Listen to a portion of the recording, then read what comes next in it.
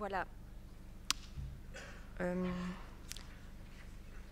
Donc, avant de commencer, je vais peut-être vous expliquer qui nous sommes.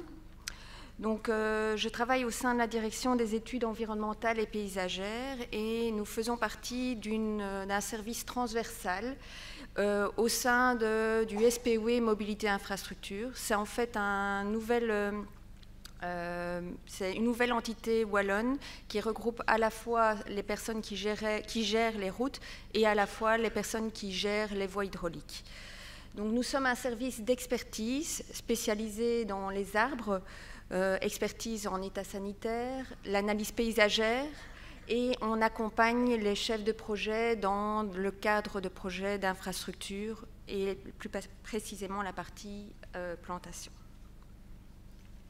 Donc, nous avons travaillé sur une circulaire de gestion des abords paysagers qui est sortie en avril 2019. Alors, cette circulaire nous permet de définir un cadre de gestion des abords boisés. Elle a pour objectif, malgré tout, de maintenir un certain niveau de sécurité pour les usagers, mais surtout de préserver et développer la trame verte et son intégration paysagère, tout en respectant aussi le cycle de vie de l'arbre. Donc, cette circulaire de gestion des abords paysagers s'attache à la fois aux allées d'arbres, aux arbres isolés, aux arbres en groupe, aux arbustes, aux massifs boisés, aux cordons boisés, aux haies, aux zones enherbées et aux plantations d'agréments. Le long des routes 2 fois une bande, des routes 2 fois 2 bandes et des autoroutes, des voies hydrauliques et de tout autre abord qui appartient au SPOE Mobilité Infrastructure. Donc, ce ne sont que les routes régionales.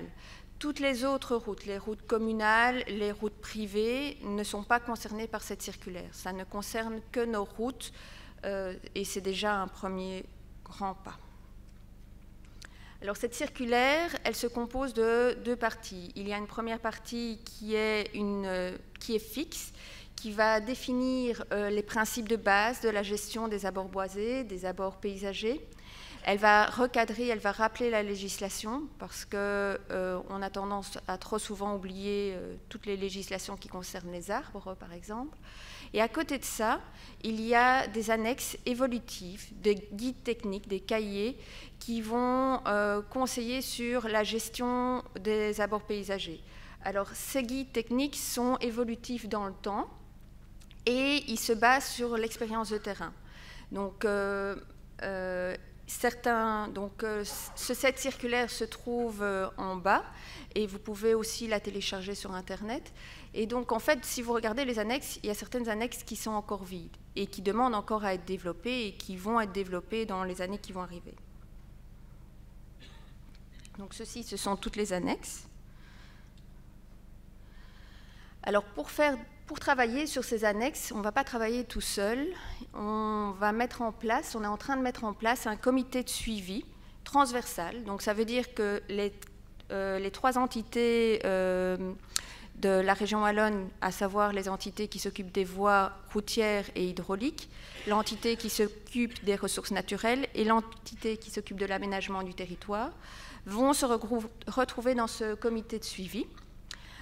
Il y aura une cellule de coordination et des groupes de travail qui vont travailler et adapter les annexes. Ces annexes pourront évoluer en fonction des observations du terrain, mais aussi en fonction des remarques des parties prenantes. Et il est même possible d'inviter certaines personnes ressources pour nous donner des informations. Alors, pour recueillir toutes ces informations, les demandes, les remarques des parties prenantes, nous organisons une rencontre et une consultation annuelle. Chaque année, on organisera cette rencontre avec les associations, les communes, les parcs naturels, les acteurs paysagers. Donc, toute personne qui pourrait avoir un intérêt avec les abords paysagers le long des routes, le long des voies hydrauliques, nous les invitons à cette séance, à cette rencontre, qui a lieu notamment le 19 décembre. Alors, aujourd'hui, je voulais vous parler plus spécifiquement d'une des annexes, qui est l'annexe numéro 5, la préservation du développement du patrimoine arboré. Alors cette annexe se compose de deux parties. Il y a une première partie qui est celle dont je vais vous parler aujourd'hui, qui est une méthode d'analyse paysagère. À côté de ça, il y a une deuxième partie qui est une méthode d'analyse paysagère, mais pour les plantations nouvelles. Il faut savoir que la circulaire s'engage à planter des nouveaux arbres le long des routes, à planter 1000 arbres par année le long des routes. Et donc on s'inscrit un petit peu aussi, on lance la main par rapport à la task force pour planter des arbres, le million d'arbres, on est preneur. Alors cet outil, cette nouvelle méthode d'analyse paysagère, pourquoi on l'a développée? Parce que lorsque nos collègues venaient avec des projets d'investissement, des demandes de sécurisation le long des routes, où on avait un impact sur les arbres, il nous fallait un outil d'aide à la décision sur le devenir des arbres, mais qu'on puisse donner des arguments objectifs de pourquoi est-ce qu'on allait garder les arbres. Alors, cet outil s'appelle la méthode raisonnée de conservation des arbres de la voirie, ou MRCAV, pour aller plus vite. Elle a été développée sur base d'une méthode australienne. Donc on est parti d'une méthode australienne, mais on l'a adaptée à nos routes et à nos aménagements paysagers. Alors je ne travaille pas toute seule. Il y a des personnes qui sont des gestionnaires de routes, il y a des gestionnaires d'arbres, des paysagistes, il y a des représentants des ressources naturelles, notamment Martin Cléda, jusqu'à présent. Il y a des représentants des aménagements du territoire. Donc on est vraiment un groupe d'experts et on essaye de trouver une méthode qui puisse correspondre à tout le monde, aussi bien aux agents, aux personnes, aux gestionnaires des routes, qu'aux ressources naturelles et aux exigences aussi de l'aménagement du territoire. Alors, cette méthode n'est pas encore finie. On a déjà bien avancé, on a trouvé les indicateurs, on a trouvé des chiffres derrière ces indicateurs, mais on est en train de la tester.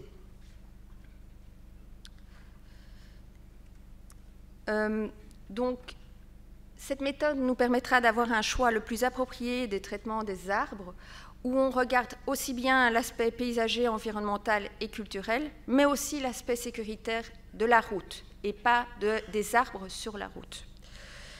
Et cet outil sera un support aux demandes de permis d'urbanisme. Donc, comment ça se passe? Nous recevons une demande de nos collègues des directions territoriales. Ils ont un projet d'investissement. Ils souhaitent sécuriser une route. Et ce projet, il se fait qu'il y a des arbres dans les alentours. Donc, on va faire une évaluation des incidences sécurité et paysage. On va regarder l'aménagement, donc on va regarder dans quel périmètre on va analyser ceci. Donc on va regarder dans un rayon de 250 mètres autour du projet et on va petit à petit réduire ce périmètre en se posant à chaque fois la question, est-ce que l'aménagement est impacté par l'aménagement paysager est impacté par le projet? Est-ce qu'il peut être aussi amélioré? Est-ce qu'on pourrait planter des arbres pour améliorer le projet? Ensuite, on va découper notre périmètre en tronçons. Alors, tronçons par entité paysagère, mais aussi par entité paysagère. Donc, on va prendre les espaces urbains jusqu'aux espaces boisés. Et on va aussi découper en fonction des types d'infrastructures. Donc, par exemple, ici, on se trouve avec d'un côté de la route un fossé, des câbles électriques, et de l'autre côté, il n'y a rien. Il est clair que les arbres n'ont pas la même possibilité de se développer d'un côté que de l'autre. Donc, on va les regarder séparément. Donc, une fois qu'on a défini le tronçon, on va aussi regarder un petit peu comment est-ce qu'on peut améliorer le projet routier. On va regarder s'il est possible de planter des arbres pour améliorer la lisibilité, la compréhension de la route. On va regarder s'il y a moyen de planter des arbres pour diminuer la vitesse, pour inciter à diminuer cette vitesse. On va regarder s'il y a moyen de planter des arbres pour compléter l'alignement existant. Il se fait qu'il y a quand même pas mal d'alignements où on se retrouve avec quelques arbres pic-ploc parce qu'il y a eu des accidents, parce qu'il y a eu des arbres malades. Mais on peut aussi regarder s'il ne serait pas intéressant d'ouvrir le paysage. Donc ici, ça c'est un exemple d'une route où on a l'impression que la route est bien droite. Par contre, quand on met les arbres, on voit qu'au fond, la route tourne et l'arbre permet de bien clairement augmenter la lisibilité de la route. Ici, c'est un exemple du parc naturel des plaines de l'Escaut où ils ont proposé qu'on fasse une mise à blanc d'un massif le long d'une des nationales pour justement ouvrir et mettre en avant le paysage. Donc ce n'est pas toujours coupé pour couper, mais ça pourrait être coupé aussi pour mettre en avant quelque chose de plus joli qui se trouve derrière. Donc, une fois qu'on a défini le périmètre, qu'on a regardé les améliorations, on va réaliser une matrice décisionnelle. Cette matrice décisionnelle, elle se compose de 2 parties. Il y a l'axe des Y, qui calcule le risque de la sécurité, et l'axe des X, qui calcule l'apport paysager, environnemental et culturel. La sécurité, le risque sécuritaire, c'est nos collègues de la direction de la sécurité des aménagements de la voirie, qui va s'en occuper. Et il regarde la route, il regarde l'état de la route, la lisibilité, son trafic, sa vitesse, l'accidentologie, la distance des arbres à la route. Donc il ne regarde pas uniquement est-ce que les méchants arbres vont attaquer les voiries, ils vont regarder clairement et objectivement est-ce que cette route est dangereuse, mais pour plein d'autres paramètres que la présence des arbres. Et ça, c'est un grand changement. À côté de ça, nous, on regarde l'axe des X. On regarde l'apport paysager, environnemental et culturel. Donc, on va regarder 4 groupes de paramètres. On va regarder la qualité des arbres. Est-ce qu'il y a une adéquation avec l'infrastructure? La qualité environnementale et paysagère. Au niveau de la qualité des arbres, on va regarder quelles sortes d'arbres sont présents, dans quel état ils se trouvent, s'ils sont en bonne santé ou pas. Ça ne servirait à rien de se battre si on se retrouve avec des frênes qui auraient la calarose stade 3 et qui sont de toute façon voués à mourir dans peu de temps. On va regarder l'espérance de vie. On va regarder si c'est un aliment qui est jeune, eh bien, il faut qu'on le favorise, il faut qu'on le mette en avant et qu'on le pousse à évoluer. À côté de ça, on va regarder l'adéquation avec l'infrastructure. Donc, on va regarder si la couronne de l'arbre peut être gênée par des obstacles. Donc, dans l'image de droite, on voit un alignement dans la région du Brabant wallon, où on avait un très bel alignement, et Orez est venu tailler tous les arbres, tailler c'est un petit mot, tous les arbres qui touchaient les câbles électriques et de manière un petit peu importante. On va regarder aussi le principe du bon arbre au bon endroit. Donc ça, c'est l'image de gauche. On se retrouve à Namur avec une allée de ginkgo femelle. Donc on se retrouve donc avec des fruits malodorants sur des trottoirs, avec pas mal de monde qui passe par là. Et donc ce n'est pas spécialement le meilleur arbre au meilleur endroit.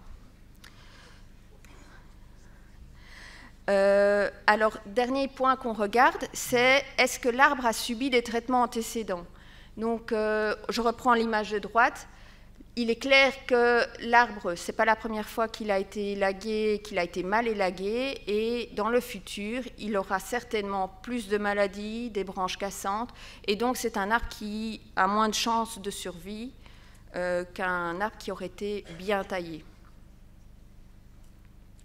Ensuite, nous regardons la situation environnementale, la situation écologique générale de l'arbre. Clairement, dans l'image de droite, on se retrouve dans un zoning industriel avec une magnifique allée de platanes. Cette allée apporte beaucoup plus d'un point de vue environnemental que l'allée d'Acer pseudoplatanus qui se trouve en plein bois, où il y a plein d'autres arbres qui pourront recueillir la biodiversité.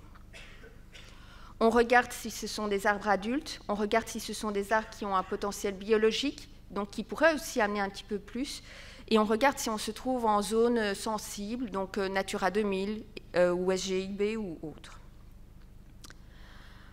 Ensuite, dernier paramètre que nous regardons, c'est le paysage. On regarde si l'allée, si l'aménagement paysager permet d'améliorer la lecture du paysage, si l'aménagement est complet ou s'il est incomplet. On regarde si ce sont des arbres remarquables et on regarde si c'est un site exceptionnel. Mais alors on ne regarde pas que si c'est un site exceptionnel, on regarde aussi une autre chose, parce que pour être sur une liste de sites exceptionnels, il faut quand même faire pas mal de démarches.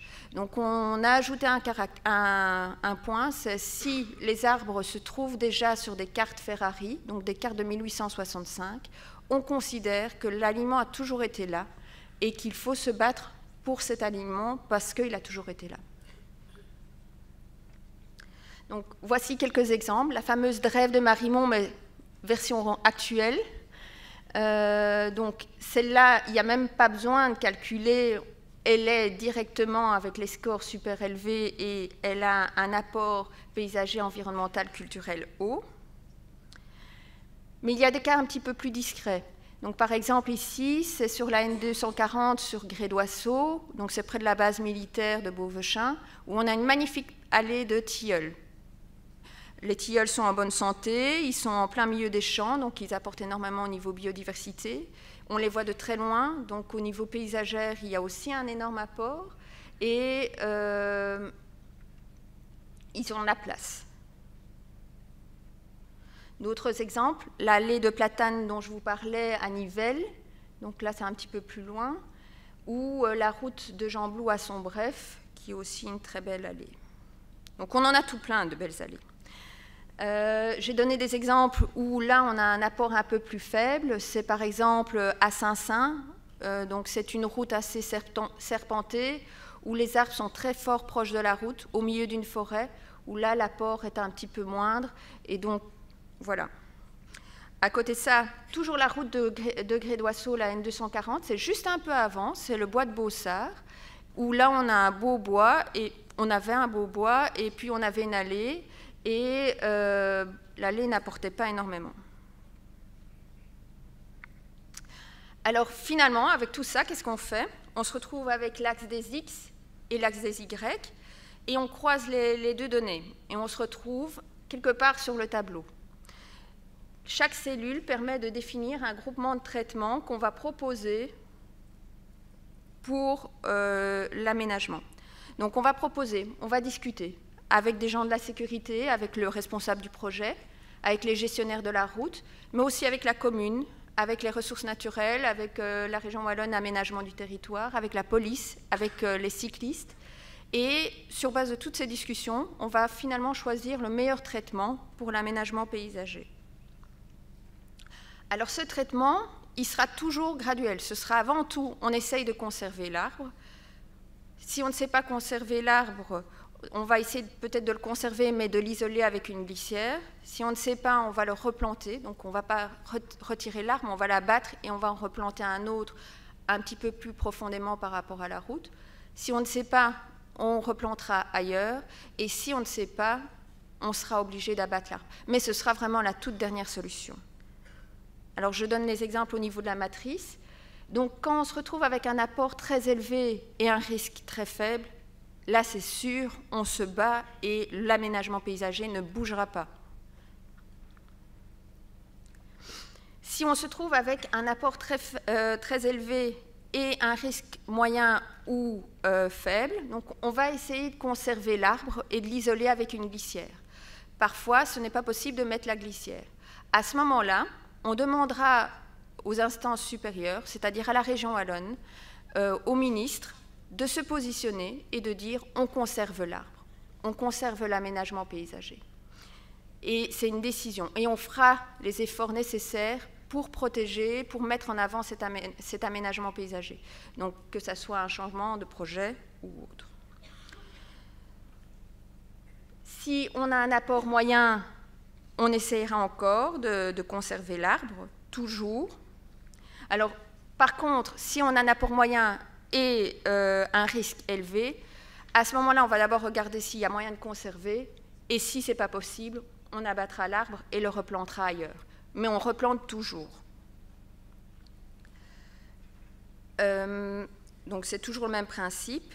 Alors maintenant, si on a un apport faible, à ce moment-là, je vais peut-être passer juste au dernier, si on a un apport faible et un risque de sécurité, donc la route est dangereuse, à ce moment-là, si on se trouve par exemple dans la fameuse forêt où ça n'apporte pas grand-chose et que le risque est très important, à ce moment-là, on consentira à abattre les arbres et ne pas les remplacer. Mais c'est vraiment, il y a 4 cas sur 9 où on va peut-être abattre un arbre et replanter, mais c'est un cas où on va se battre pour conserver les arbres.